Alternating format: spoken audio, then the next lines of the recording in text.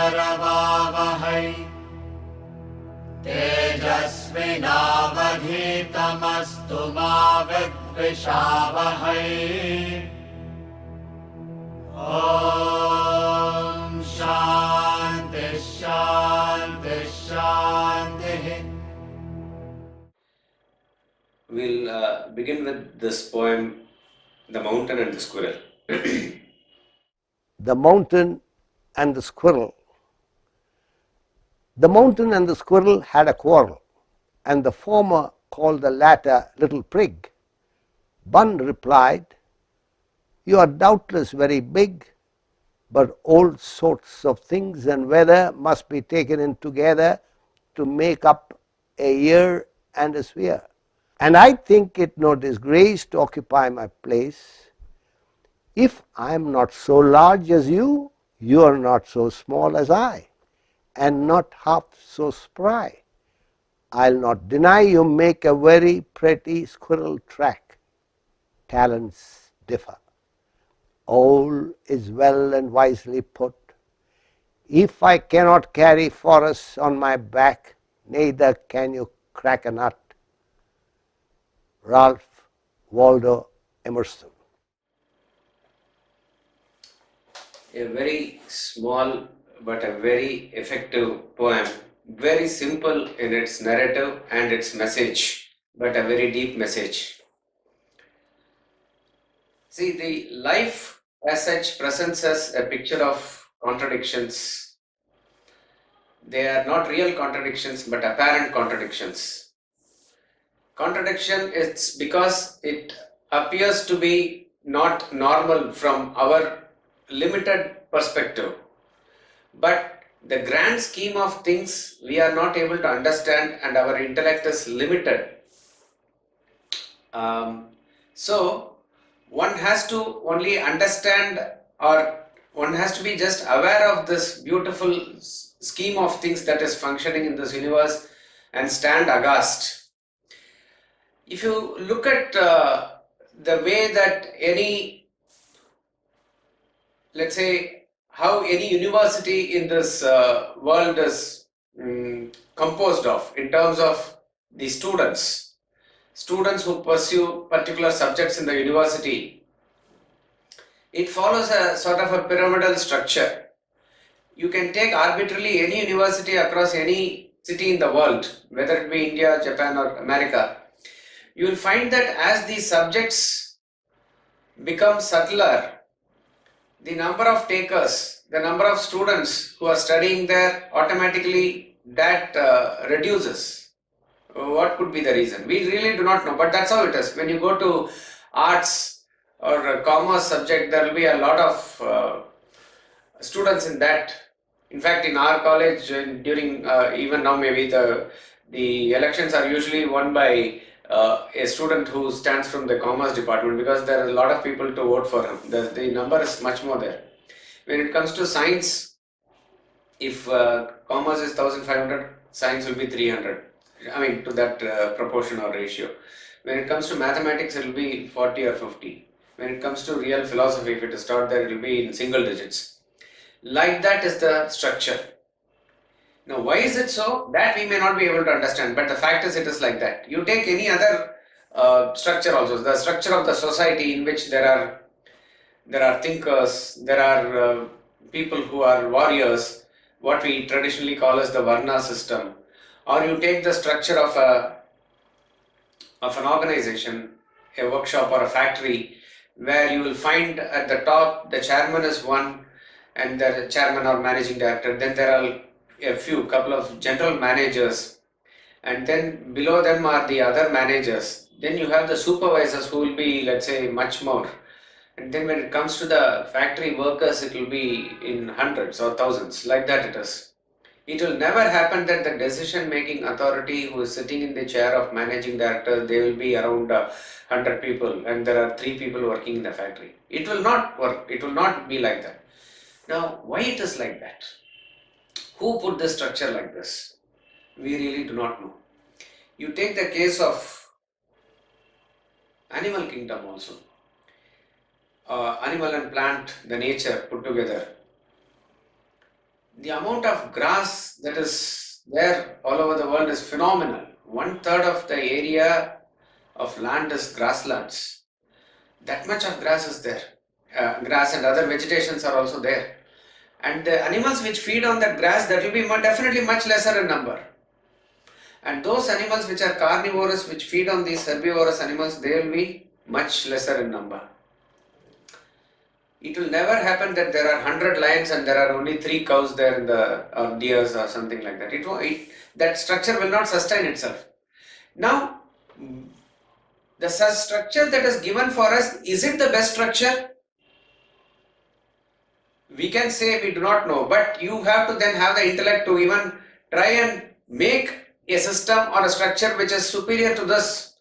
Try to even attempt of something. See, we have got 5 senses. There are 5 elements in the world. These 5 senses beautifully correspond to the 5 elements. It's a beautiful pattern, coordination and synchronization that is there. Ear corresponds to space, eyes correspond to light, tongue corresponds to water, nose corresponds to earth, which is the the factor of smell, and skin corresponds to air. Like that it is. Now, can you think of any other sense other than these 5 senses? Not possible. Even as we make certain inventions which are using human intellect, let us say you make a robo, that structure of a robo, why is it resembling a human being? Can you think of any other way by which it can be made? It can only follow what has been already there in nature, because probably that is the best system, that is the best position that is for that. See, the eyes are there in the top of the human body, right? Where else can it be placed? If you have to look ahead and far, it has to be at the top of the human structure, human body. The nose is here and the mouth is here. If you need to eat something, you bring it closer to your mouth. If it is not smelling properly, then you will not put it into your mouth. Once you put it into your mouth and goes inside, it's going to cause problem. But imagine if the nose is placed somewhere else and mouth is placed somewhere else, how can this coordination happen? So whoever has structured this face like this, he has done definitely a phenomenal job. Like that it is, if you go into each and every intricate details, everything is very beautifully put, very well orchestrated, and it is for our benefit. So whether the proportion of the gas that is there in as oxygen and nitrogen that is there in the atmosphere, whether the proportion of salt water and the fresh water that is available for us in the earth, whether there are other creatures and that are available, and along with it we are supposed to coexist in whatever population that we are, each and everything is very beautifully orchestrated and put. And in this, if we are able to have and develop this awareness, only then we visualize this grand coexistence. There is a melody, there is an orchestra. In orchestra, everybody has to play their part.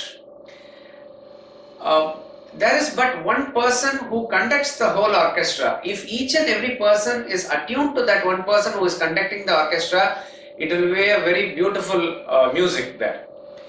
If one person does not fall in alignment with that, then that person is probably going to disturb the whole orchestra. He will disturb to that extent that he is influential. It is possible.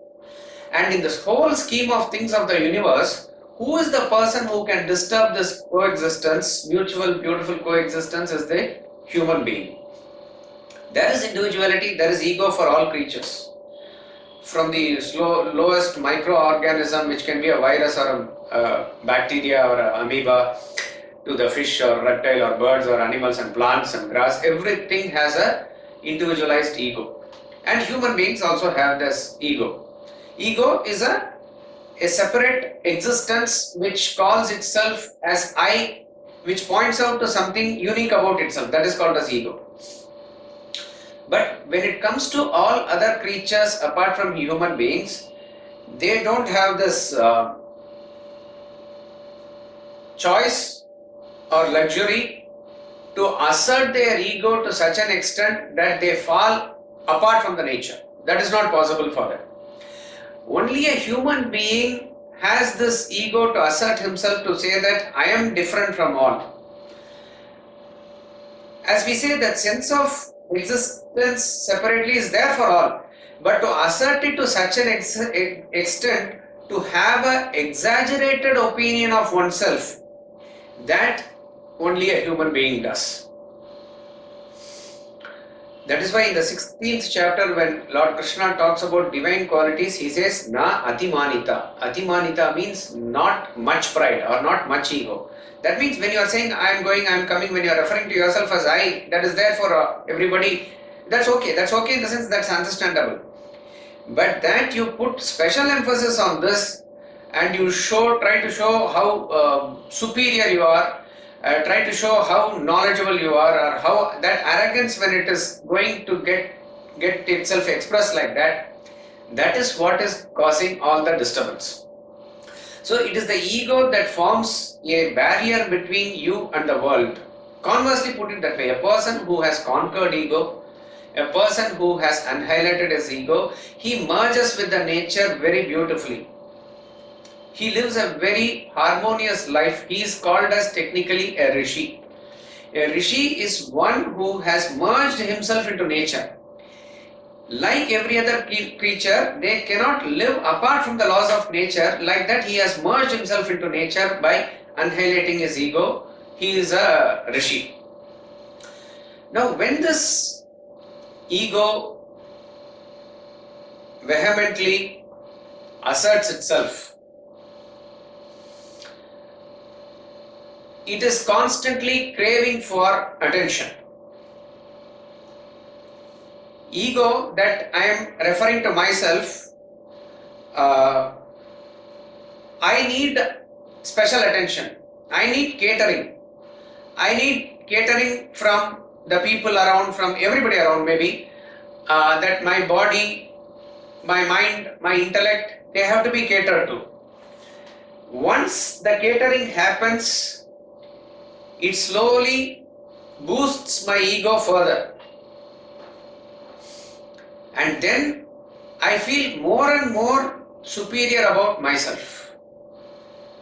And what I experience there is what is technically known as a superiority complex.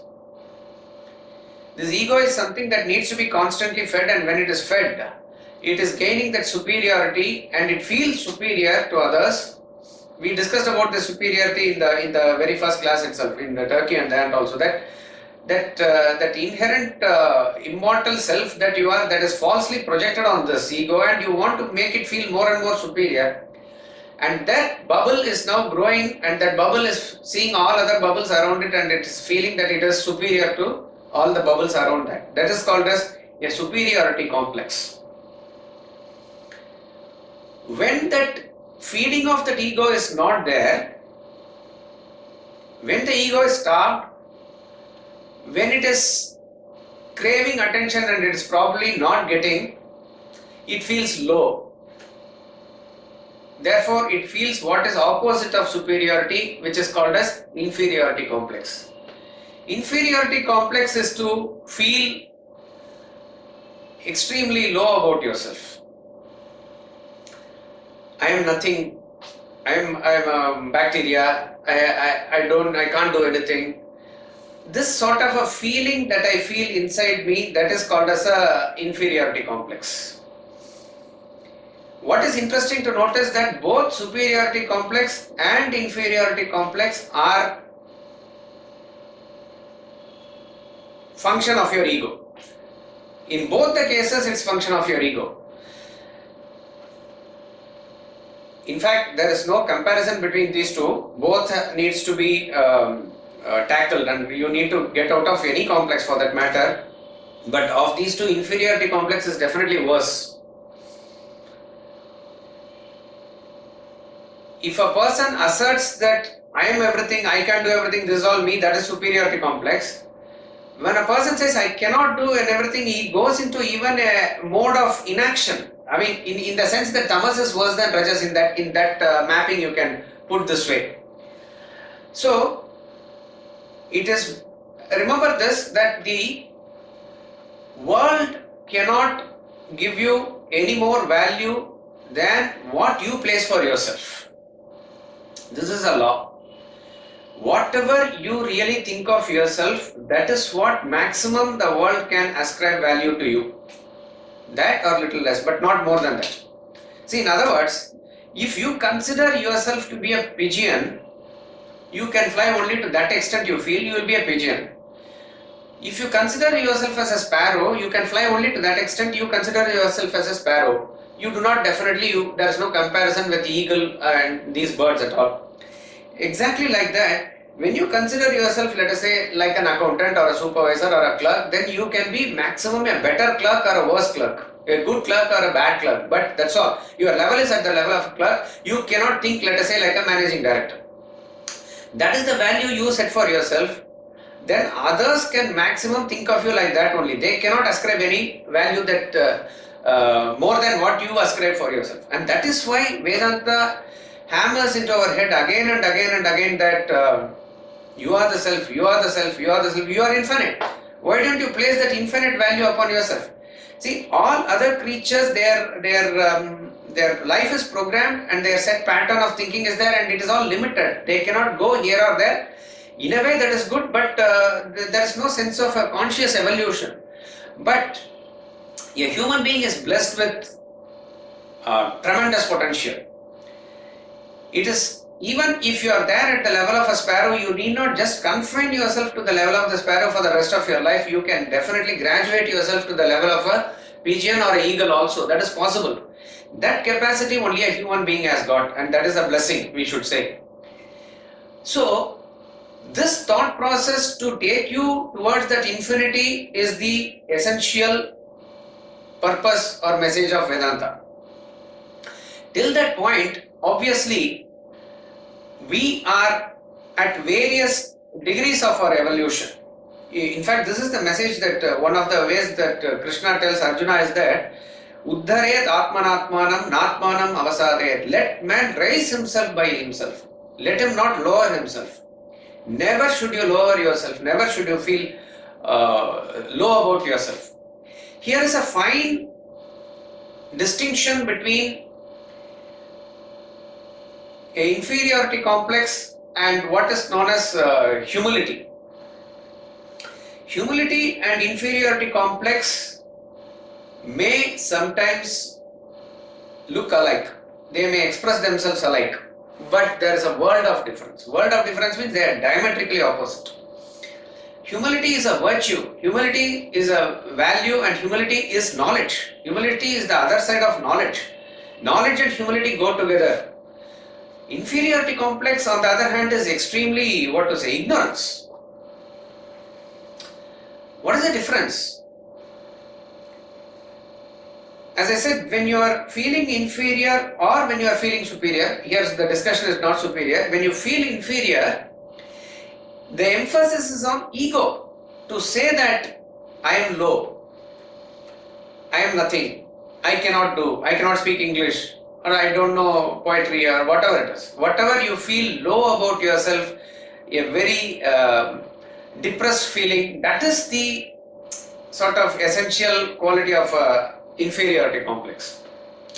And in front of somebody else, you automatically, that type of feeling naturally comes. On the other hand, humility is that awareness of totality, which is knowledge. That is why in the qualities of Jnani in 13th chapter, Krishna talks about first Amanitvam. Amanitvam is humility. So in the face of totality, in the vast expanse of totality, when you are standing aghast in front of that, what happens is that your individuality automatically sinks into insignificance. The head automatically bows down. The ego definitely surrenders there, and that is called as humility. So in humility, you are shifting the focus from individuality to totality, so that the individuality goes into insignificance. So that is a very grand state as it were, but this person, as far as the individuality is concerned, he becomes very, very humble. That is why the Bhakti Yoga, which is 12th chapter of Gita, is placed after the Vishwarupa Darshana Yoga, which is 11th chapter in the cosmic form. In front of that cosmic vision, what happens to Arjuna is that automatically he stands aghast and he feels so small in the sense of he understands the totality. So automatically his head bows down, and in that stage of surrender, what happens is bhakti, or the essence of bhakti. So 12th chapter follows the 11th chapter. This is the difference that we need to understand. It is not with reference to how it expresses itself. It is what you feel internally. That is where the complex arises. And this may not be scope of the poem here, but one more thing about this complexes is that superiority complex sometimes expresses itself as false humility, and inferiority complex expresses itself as false superiority. This is very interesting. This is a psychology for you to understand even as you deal with people. There was a person who wrote Ishavasya Upanishad commentary and presented it to Swamiji. Swamiji, for his comment, for his opinion, for his endorsement or whatever it is, his word, blessing, whatever you can say. And Swamiji said, if you have written, go ahead, publish. It's all God's work. Like that, he tried to, sidetrack the issue. But he was insistent that he needs to comment and he needs to read and comment and say something.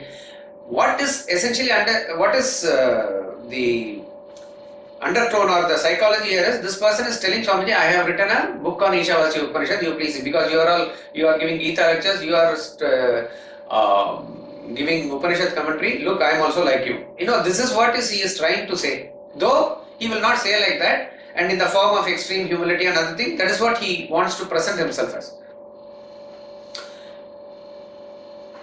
And Swamiji said, when he read the preface, he says the preface is written in very small letters, and the font is very small, yet it ran to pages. And the first sentence of the preface is that I do not wish to make this preface very long, and it runs to pages. And the preface is about everything. I am nobody to write the commentary. I am nothing. I don't know anything. Whatever mistake I write, it's all me. It is more about me, like that it is.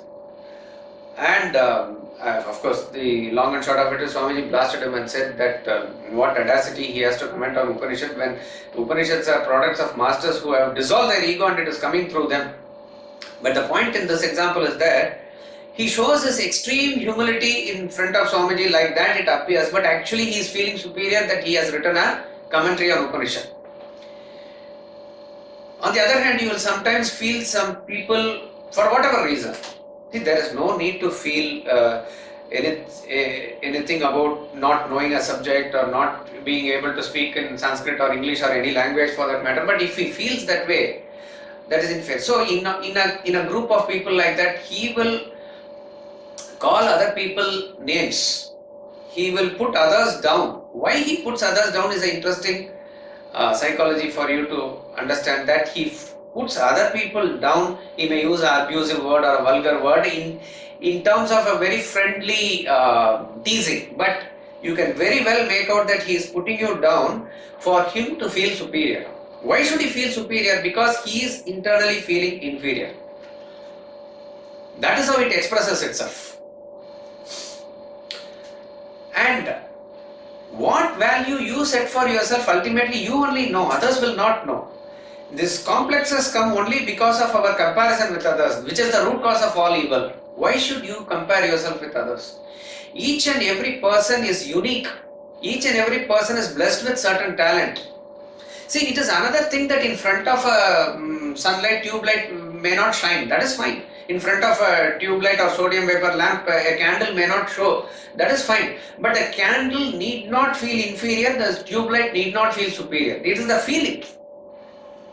It is, of course, that some person is talented with more knowledge, some person is talented with more artistic skills, some person is talented with more physical strength. That's what it is. But each and every person need not feel inferior or superior in front of others, but most of the people in the world, majority of the people in the world suffer from complexes. The pendulum swings this way or this way. From one end to the other end it goes, inferiority or superiority.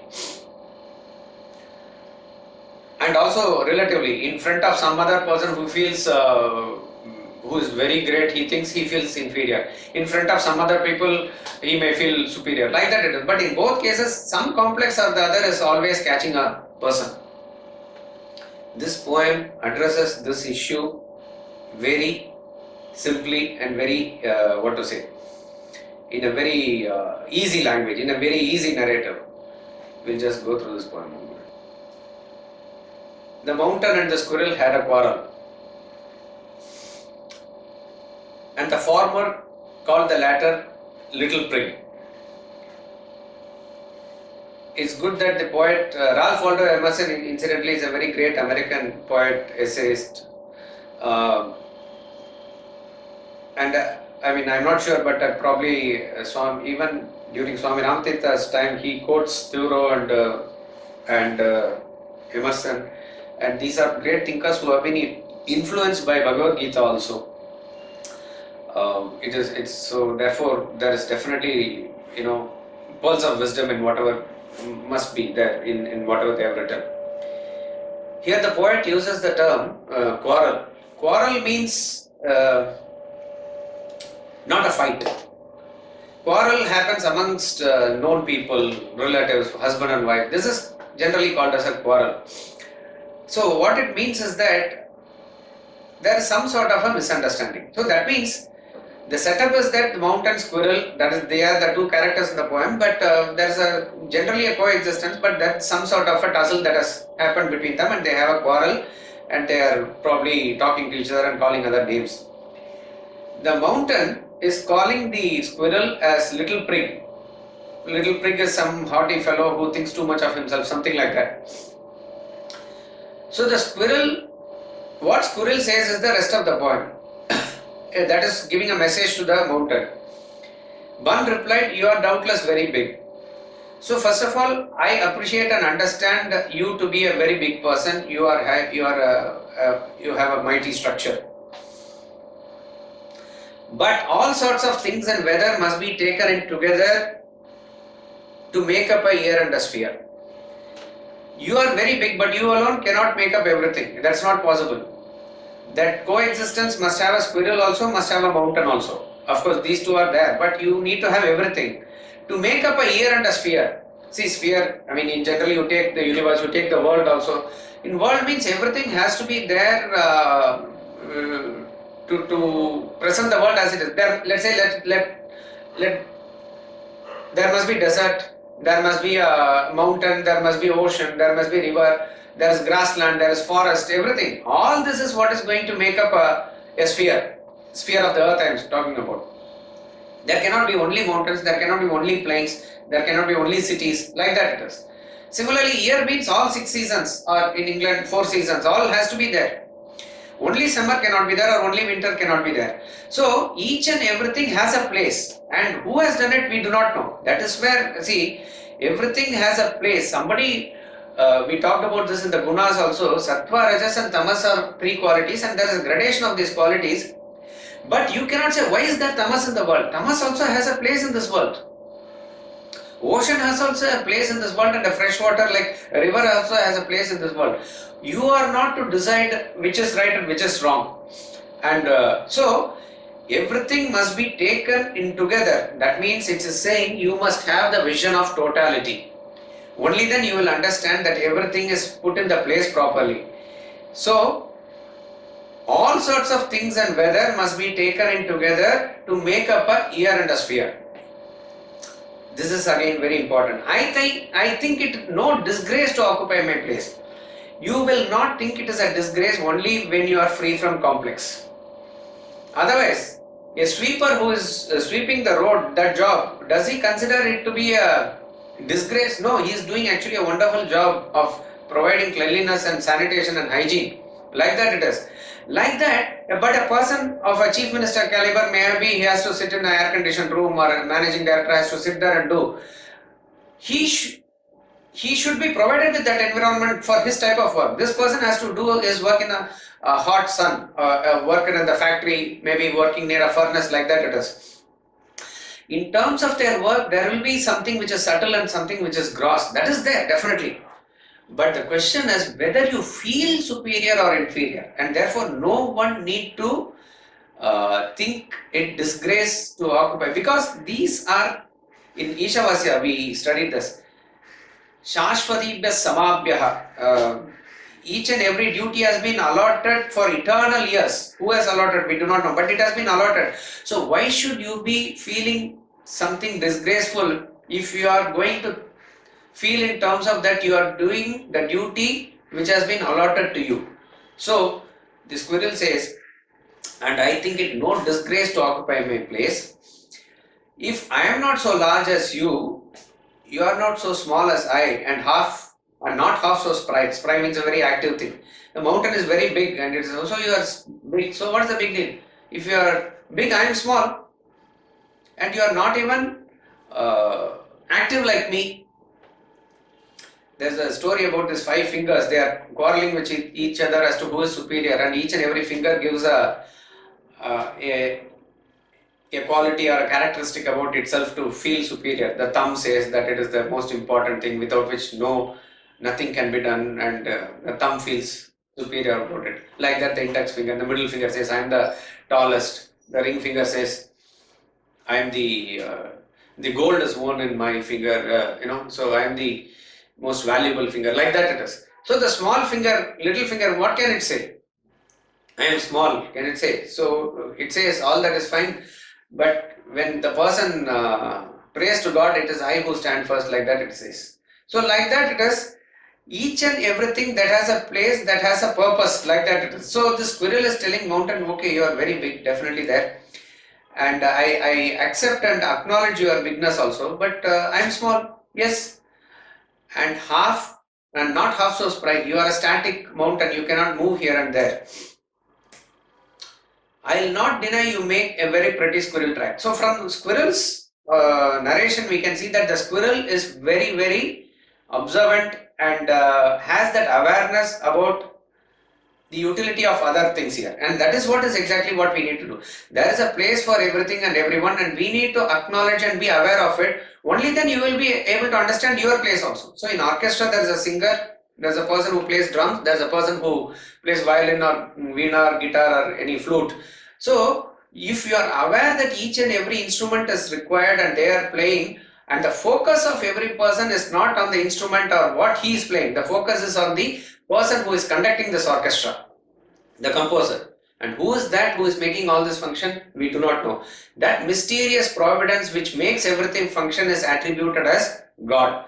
I will not deny you make a very pretty squirrel track. Talents differ. Last 3 lines you have to by heart. It's given in italics. This is the essential message. Talents differ. All is well and wisely put. If I cannot carry forests on my back, neither can you crack a nut. Each and every person's talents differ.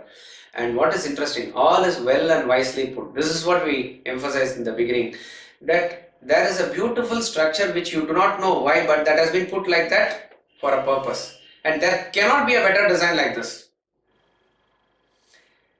A person who sees a pumpkin which is growing in a small creeper feels that why has God made like this?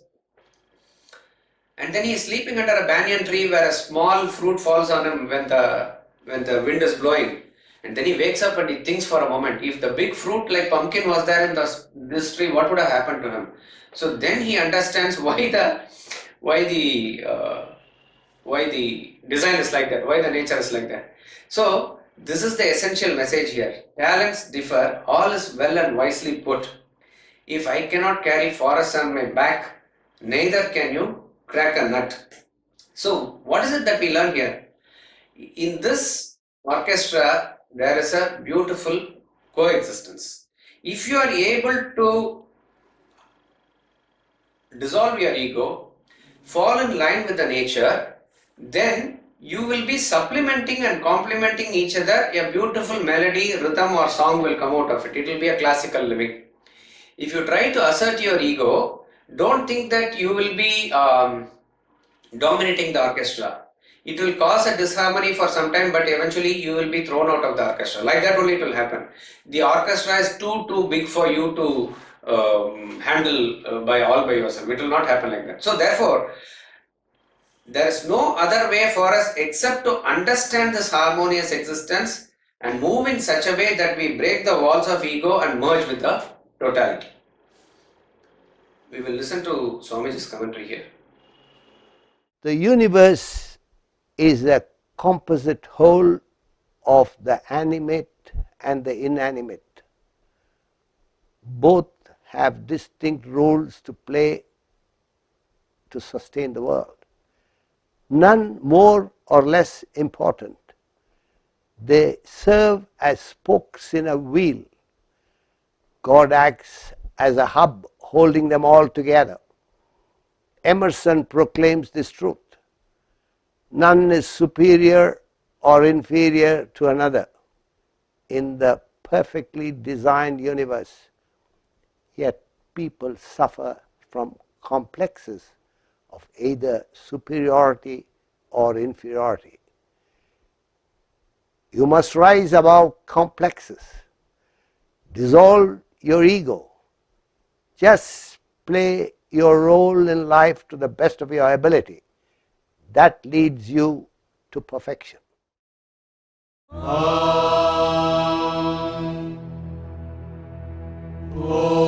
Purnamada Purnamidam Purnat Purnamudachyate Purnasya Purnamadaya Purnamevavashishyate.